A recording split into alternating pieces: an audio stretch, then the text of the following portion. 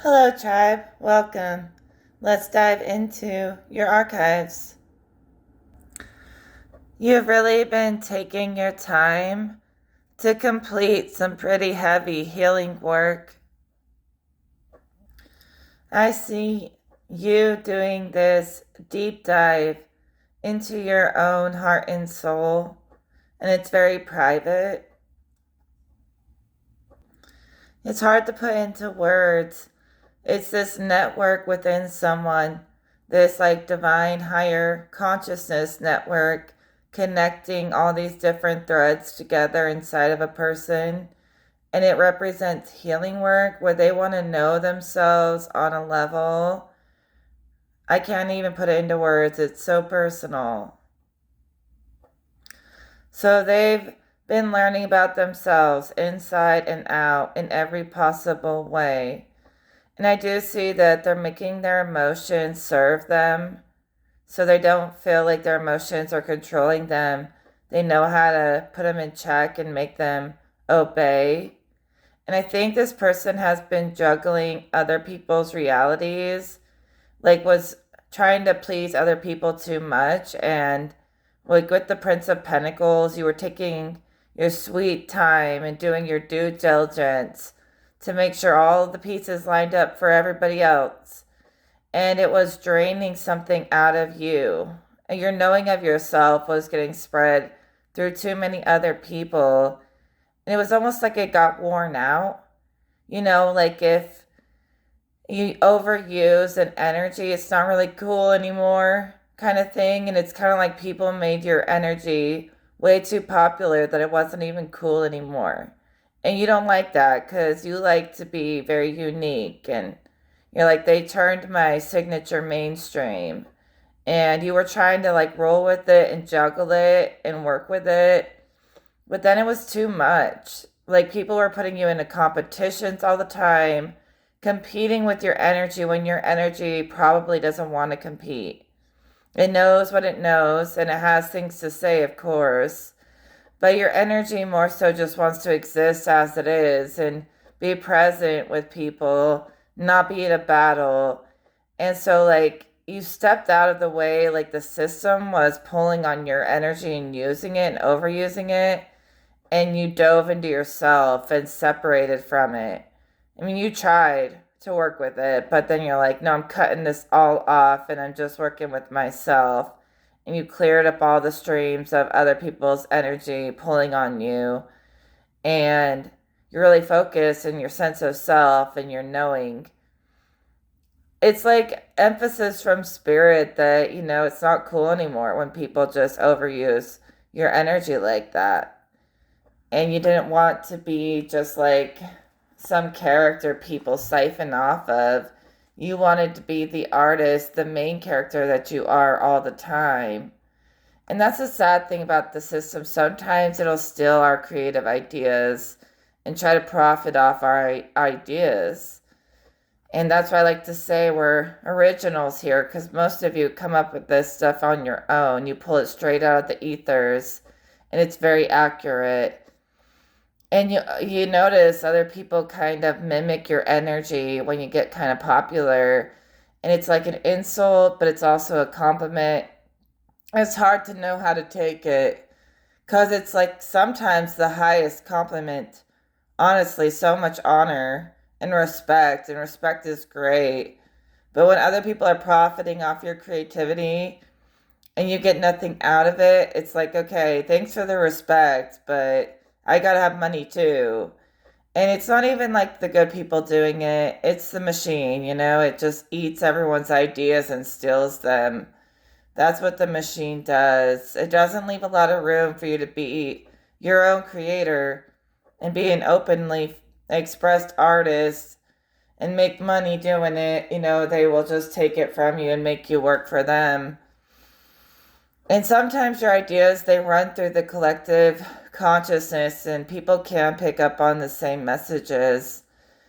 But, trying to like give the controllers in the system any control over your creativity will just drain it until you feel like you're just a product and everything that made you original, that spark that made you you, is like gone once the system gets their hands on your abilities.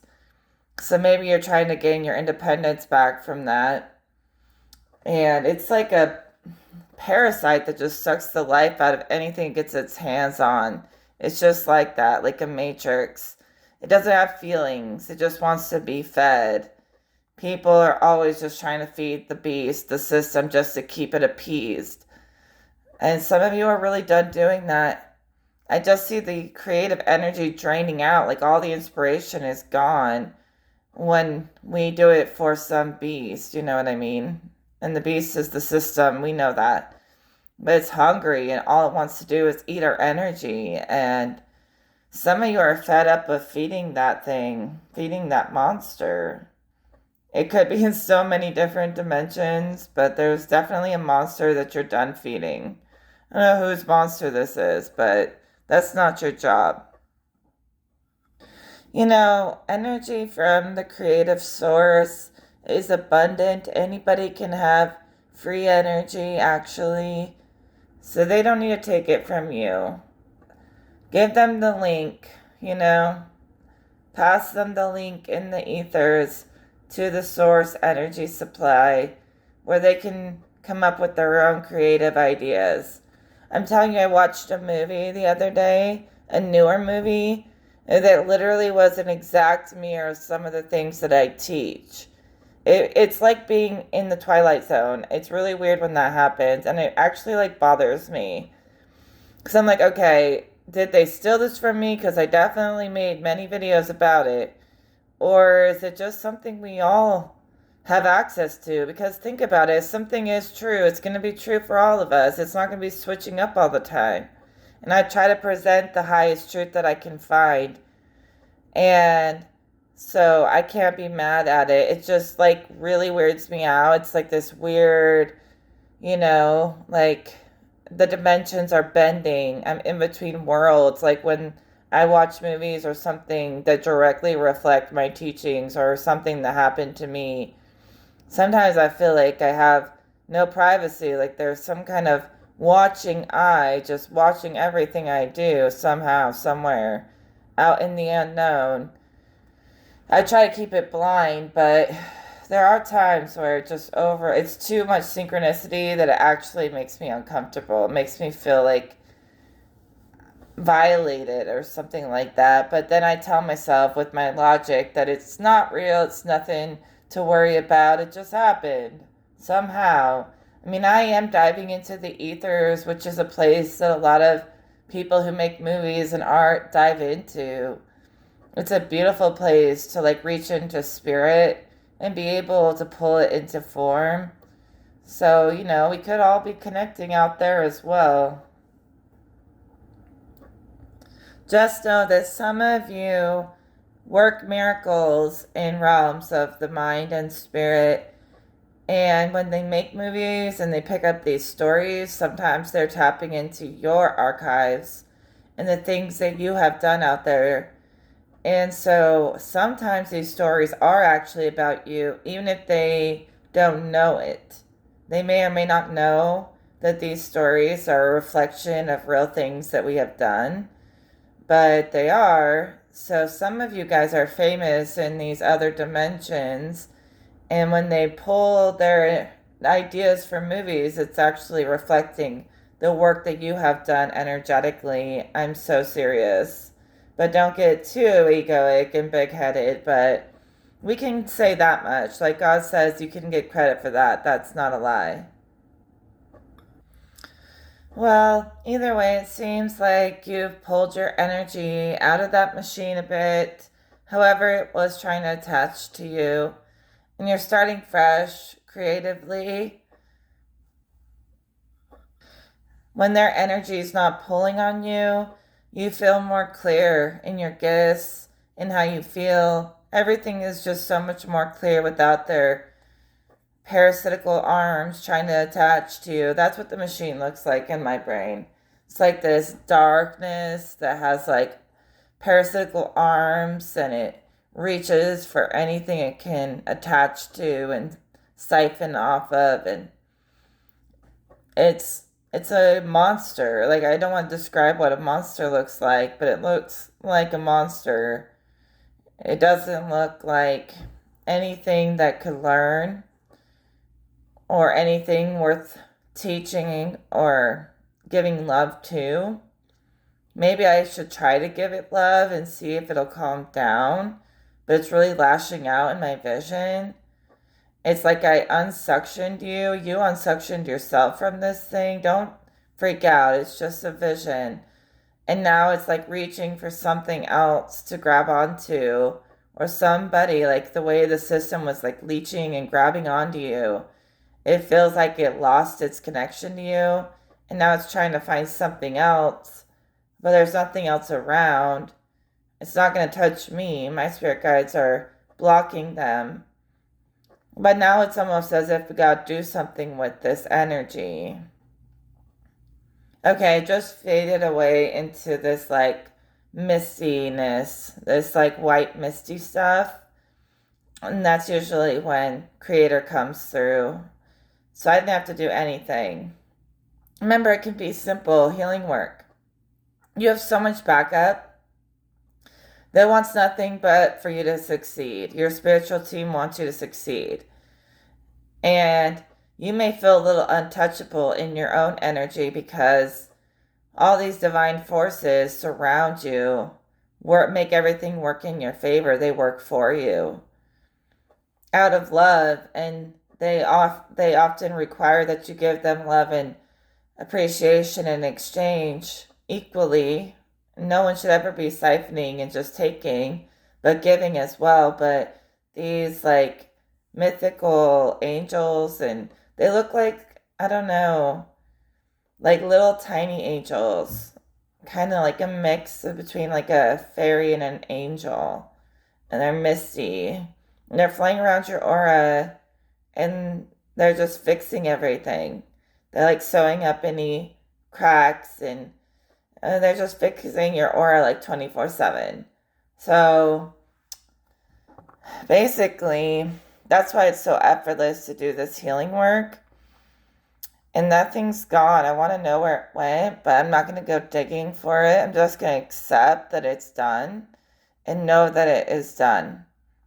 You know, things are done before we even have a chance to contemplate it. It's already correct. There's a place where all things are already in perfect correction and alignment, and sometimes all you have to do is jump into that space. You don't have to have a big drawn out process of healing. But it does seem like you're being very thorough with the Prince of Pentacles. He's a very slow mover. But Spirit's also telling you, don't forget that you can jump around really quickly. So whatever you did, you've been battling this creature. If you've been feeling like something's been grabbing at you, this is the creature. It has like big, long, tentacly arms, and it's like a dark mass. Dark masses are usually some of the worst energies to deal with because they don't really have much thought. They just attack. They just are hungry, like I said. They don't have much awareness at all. And so they're vicious.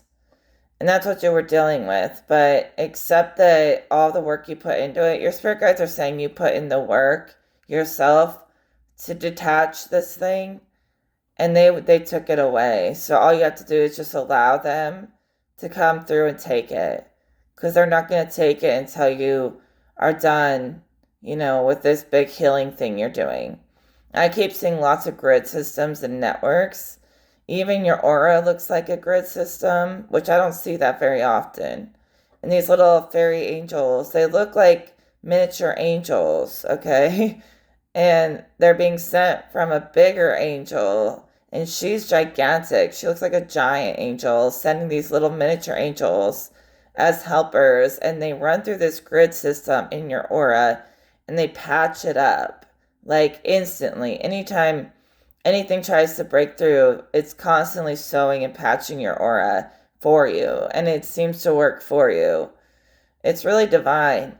But this greater being, she's just this glowing giant. I don't know. Maybe angel's not the right word, but whoever she is, she watches over you.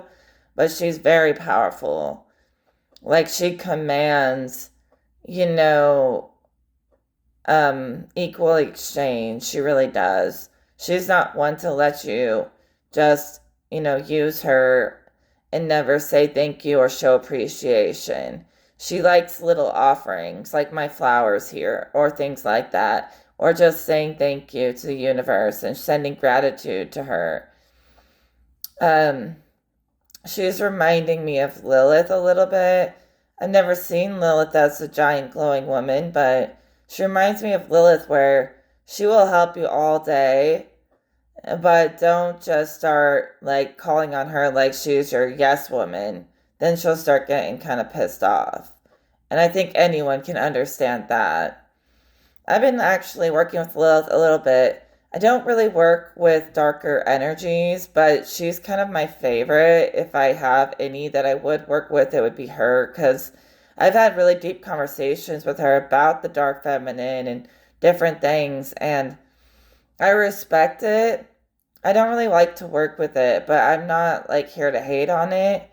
As long as it's not becoming like evil and vampiric, darkness can be beautiful too in so many ways when expressed, as long as it's expressed in healthy ways.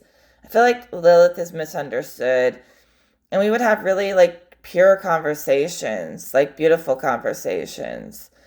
And she's so much more than what people think she is, so much more than a story. She's actually very friendly to the right people. She doesn't hate men. I'm not saying she loves men. Her whole story is that she turned down Adam and refused him and left the Garden of Eden and all that stuff and then got cursed and became the demon mother. But I don't think Lilith, who she is today, is like bound to this one story from ancient times. I think these beings exist and they continue on and they still exist. And I think it would be ridiculous to say she just downright hates men. I think certain men she totally loves and adores, like the good ones. And I don't think she's any kind of wicked.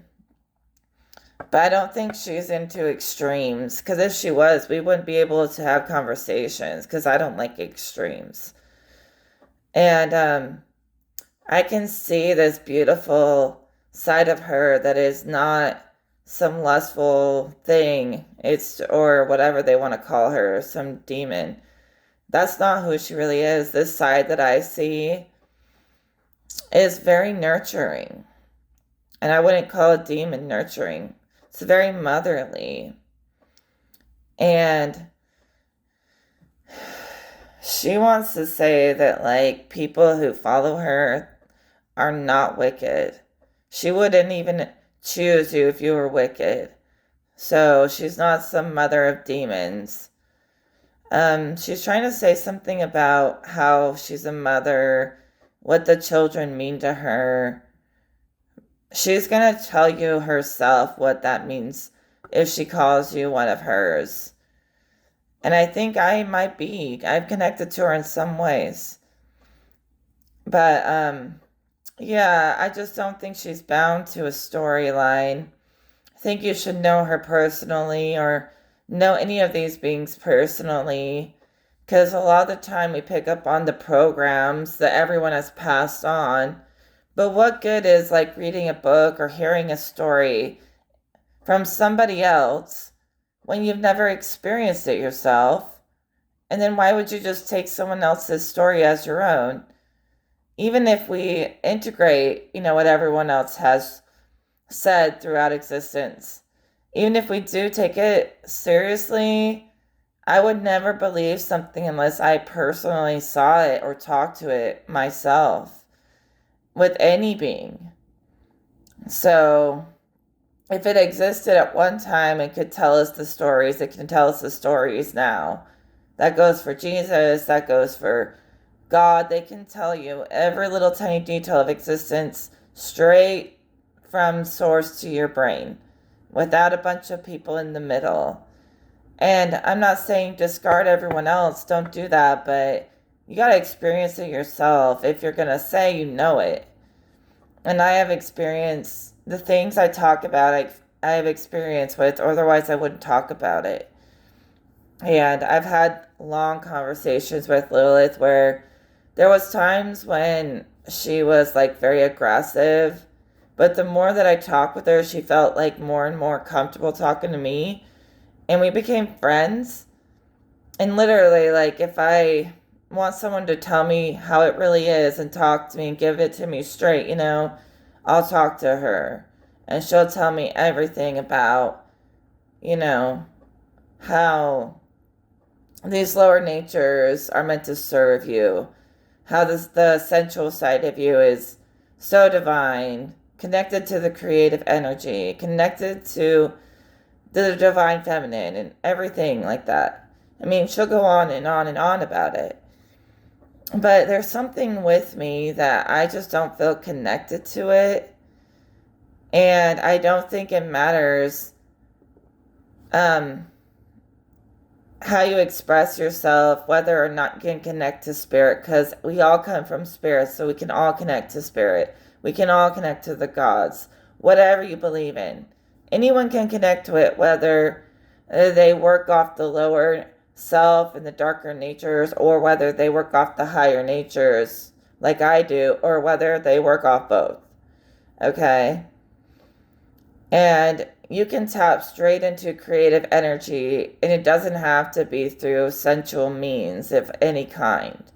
Creative energy could literally just be opening the crown, opening the mind, and not necessarily having to open like the root and the sacral, but you can open through the darker natures. You can expand into darker natures and pull so much creativity from down there in so many ways. But you can also open the crown to the source and pull higher creativity that is very pure, very innocent, and it's just as beautiful. It just depends on where people want to align. I mean, if we're being completely honest, all things in existence embody or some kind of creative energy. So to just categorize creative energy as just one thing is ridiculous, because the whole of existence is born from creative energy. Every aspect of it has creative energy woven or embedded in it. So it's all creative, really. I'm not entirely sure why I went on this rant about Lilith. I just think I wanted to say is, whether you work through lower natures or higher natures, we can all get along. Nothing is better or worse. It works differently for each person, how they want to manifest their creative energy into form. And Lilith can talk all day about how beautiful the lower natures can be. I can talk all day about how beautiful higher pure energy is. And we can still get along just fine. And that's how it's supposed to be. See, the main thing I really like about Lilith, and remember, all beings have higher and lower natures, just like all of us. I'm not saying you don't have lower natures or that I don't. I'm just saying I don't act on them. I only work out of the higher, like I'm always in the top of the head area. And beyond that, like way out into places that most humans can't even fathom. I can go. But I like talking to Lilith because she's not judgmental. She's been judged so much that when she approaches you, she likes to keep it real. You know what I mean? Like, honestly. And she's not going to start telling you you have to be something you're not. She will just accept you as you are. Like, she's really loving. And if she likes you, she likes you. If she doesn't like you, you will know it. But certain people that she likes, people who are authentic like her. And I've always liked that she's never tried to change me, no matter how different we are. you know? It nurtures me when we talk about the darkness. She doesn't push it on me like I have to become it.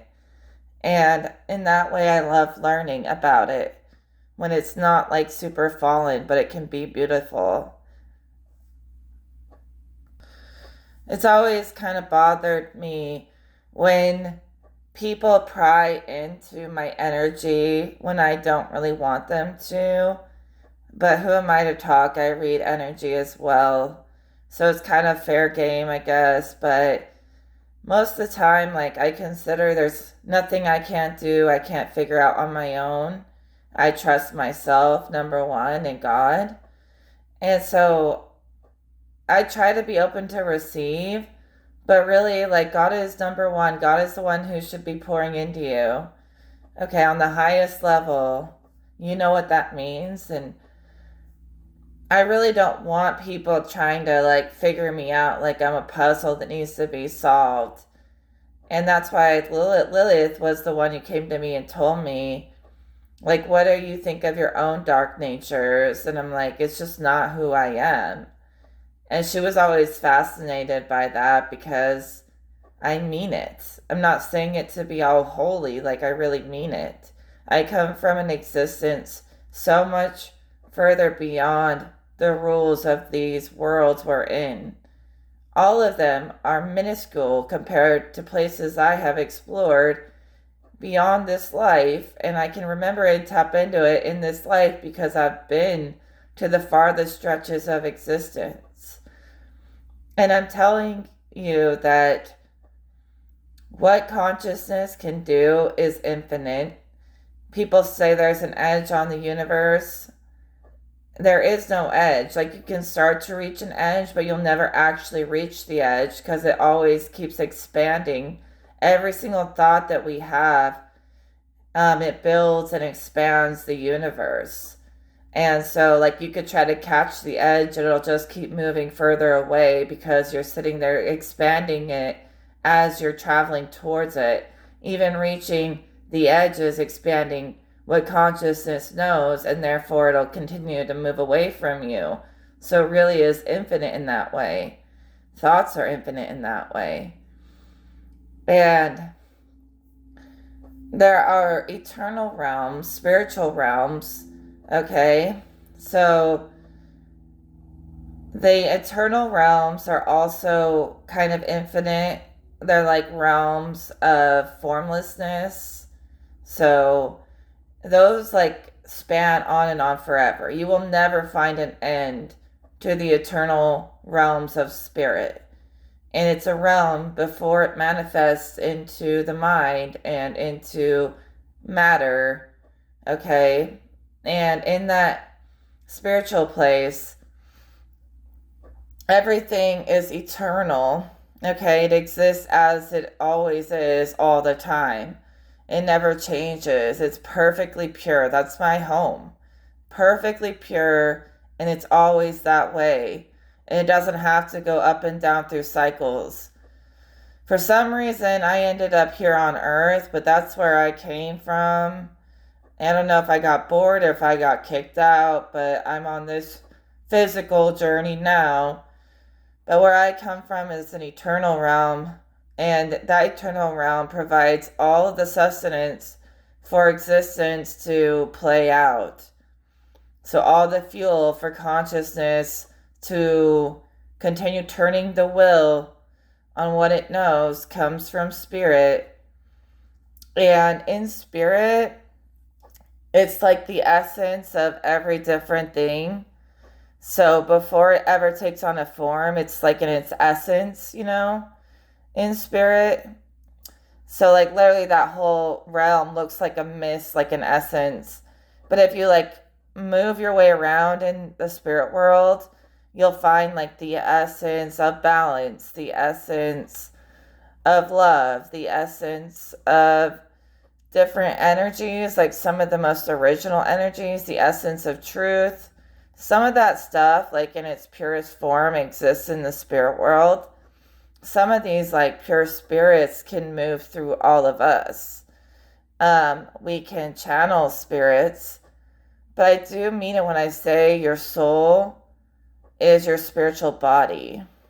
So all the different the essence of the different energies that exist in spirit can move through you, but you have your own essence as well. And some people might think they don't. They might think it's all shared, just we all have different spirits traveling through us and we don't have a true identity. But I can promise you through my journeys that you do. And I would also consider like your soul, when it manifests into this world, is your aura. And your aura is an extension of your energy body that holds your form. And that's basically what your soul does. It's an extension of spiritual energy that holds form for you. Your aura is basically how your soul manifests in the physical. It's a shield, like your field that goes around your body. Your field is your shield, is your aura is your soul, and it's always with you. So it's really simple.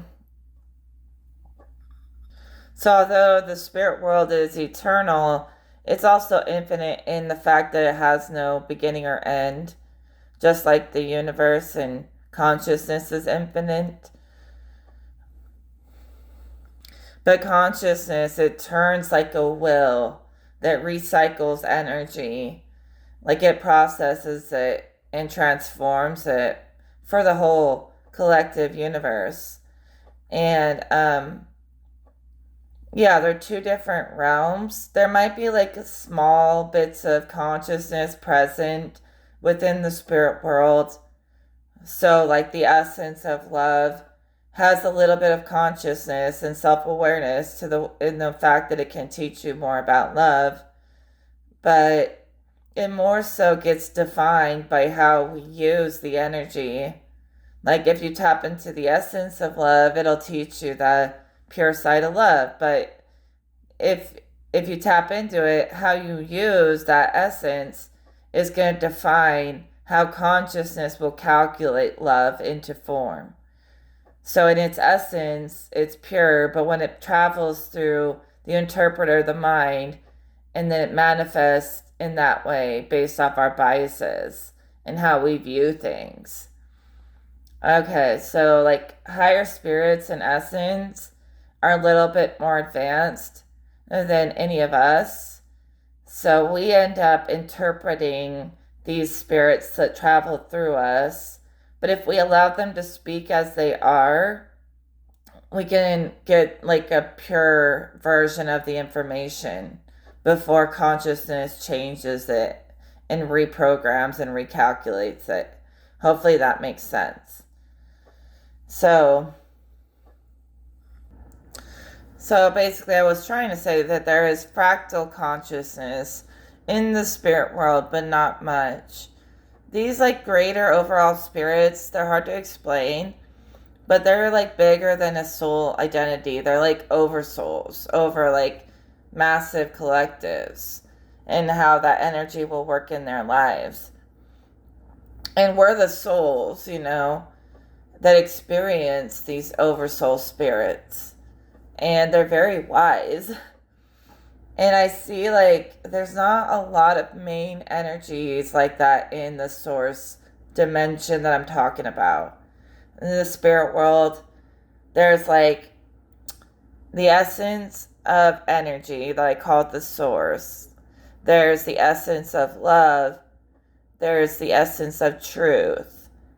That's like the main stuff that I find in the spirit world as oversouls. And so I do think that the universe comes from a place of love and truth. And that is what really it stems from, and where it ends up trying to return back to all the time is to make sure things are corrected to a place of love and truth. So even when things fall through the dark lower worlds, it increases our ability to embody greater levels of love and truth. But the thing about energies in essence is it's before humans get their hands on it. So it's not your typical kind of love and truth that we're just throwing labels. It's kind of different. I view all the energy within the spirit world as things that allow the whole of existence to grow. Okay, so anything existing there, some of the first creations, allowed room for creation. So basically, we're creating out of bringing love, which can also bring suffering, or truth, which can also be brutal. And we're basically using all of that to our advantage. You know, dynamics between thoughts and feelings also at play. But in the spirit world, it's an ascended kind of love. It's not like human love. It's like a high frequency. You know what I mean? So it travels through all our many minds and interpretations. Those sort of meld and calculate. But when it gets to like the source of these energies, it's always going to correct it back to the highest frequency, the highest level. So it's going to descend through all our biases, eventually ascend again to its purest form. And it's actually teaching us how to use it, how to use energy in its purest form. I don't know, love and truth and creation seem to serve my highest timeline. Maybe it's different for other people, but that's the path that I'm choosing. Thought I was going to do a reading and ended up just rambling, but there's a method to all this that makes perfect sense to me, and I want other people to see it, so see it for yourself. Okay, so the spirit world, talking about oversoul's essence, right? There are other levels to the spirit world. Like I said, there's levels and layers that are many different dimensions. But there's layers of the spirit world where loved ones and souls travel when they die as well. But there's like very ascended levels where you meet the oversoul masters or whatever. And some of you guys already have made such a amazing impact on this world and the work you've done that God has given you a ticket to heaven. You couldn't get out of it if you tried. I mean, you wouldn't want to because it's the real heaven, but your name is in the book of life for the work you've already done. Even if you're young, it's already written. On my channel, it's been written. Some of you have changed the world in ways you don't get credit for. We did talk about how you were pulling away from that, but energetically, no, you're going straight to the top where masters go. You even skip some of the public heaven areas and you get to go be up there with the big ones. Telling you, once Jesus appeared in front of me one time and told me directly that God wrote me into the book of life, and I didn't even know what that meant, but apparently that means you get the ticket to go to heaven. Even though I'm not even trying to get into a heaven, I kind of have a different plan for my afterlife, but it's good to know I'd be welcome there. I still have plans to explore, but there's so much more I could explore once I'm out of a body.